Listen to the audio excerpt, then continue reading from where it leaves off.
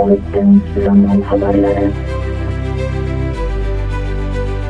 Biz urushda g'alaba qozondik, biroq tinchlikni xohlaymiz. Pokiston bosh vaziri. Pokiston bosh vaziri Shahboz Sharif Hindistonga qarshi urushda g'alaba qozonilgani, ammo ular tinchlikni xohlashini aytib o'tdi. Hindistonga qarshi operatsiya muvaffaqiyatli kechganini qayd etgan bosh vazir mamlakat doimo tinchlik tarafdori ekanligini ta'kidladi. Biz dushmanimizga saboq berdik, ammo tajovuzkorlikni qoralaymiz. Biz bu mintaqa ham boshqalar kabi gullab yashnagan va ilg'or bo'lishini istaymiz.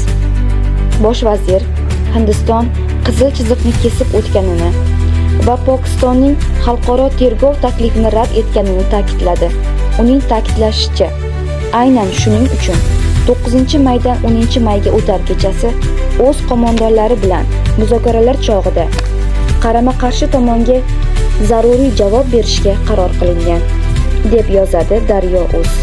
Sizlarni bu yangiliklardan xabardor qilgan jurnalist Sevinch Oy Zafar qizi.